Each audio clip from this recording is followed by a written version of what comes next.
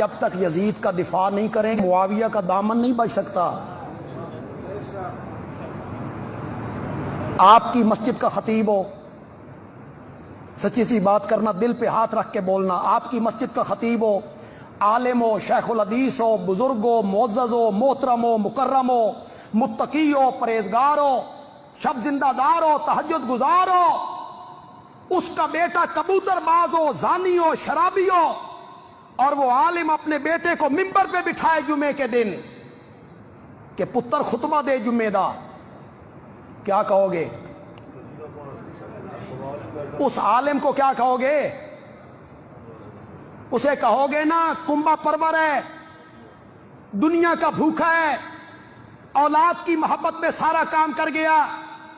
اگر آج کوئی متقی عالم ممبر پہ اپنے زانی بیٹے کو بٹھاتا ہے تو لوگ اس کو برا بھلا کہتے ہیں۔ اگر یزید ویسا ہوتا جیسے تم کہہ رہے ہو تو معاویہ جیسا صحابی اسے خلافت میں بٹھاتا۔ صحابی نے یہ کام کیوں کیا؟ ان کے لیے تو قرآن کہتا ہے اولئک ھم المتقون، اولئک ھم الصادقون، اولئک ھم الراشدون۔ بات ہوئی ہے اب تیری طرف سے شروع، انتہا اب ہم کریں گے۔ اب تجھے بتانا پڑے گا جس کا تو نے دفاع کرنے کی کوشش کی، کھل کے آ، یزید کا دفاع کرنا ہے پھر پورے دن کا مسلمان بن۔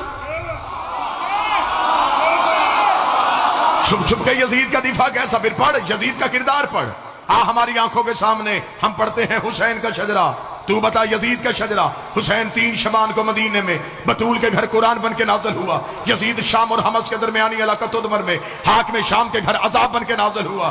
یزید کو پیدا ہوتے ہی گھٹی شراب کی دی گئی، حسین نے پیدا ہوتے ہی رسول کی زبان چوسی۔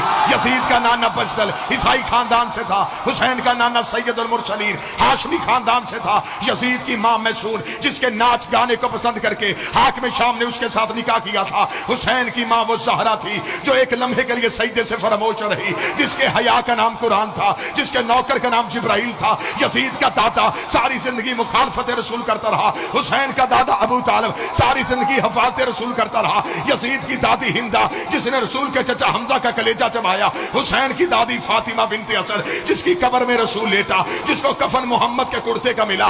یزید کا ایک ہی بھائی تھا جو پاگل ہو کے مر گیا، حسین کا بھائی حسن مسند امامت کا تاجدار بن گیا۔ یزید کا شجرہ خبیثہ تھا، حسین کا شجرہ طیبہ تھا۔ یزید فاسق تھا، میرا حسین روزے دار تھا۔ یزید فاجر تھا، حسین نمازی تھا۔ اس لیے 26 رجب کو ولید کے دربار میں کھڑے ہو کے حسین نے یہ جملہ کہا تھا، اور ولید لکھ یزید سے میں تیری بیعت کروں تو کروں کیسے؟ میرے بابے جیسا تیرا بابا نہیں، میرے دادے جیسا تیرا دادا نہیں، میری ماں جیسی تیری ماں نہیں، تجھ جیسا میں نہیں، مجھ جیسا تو نہیں۔ اپنے لاکھوں لے کے تو آ، اپنے 72 لے کے میں آتا ہوں، قیامت تک کے لیے ہر حلال زادے کو یہ کہنے پہ مجبور کروں گا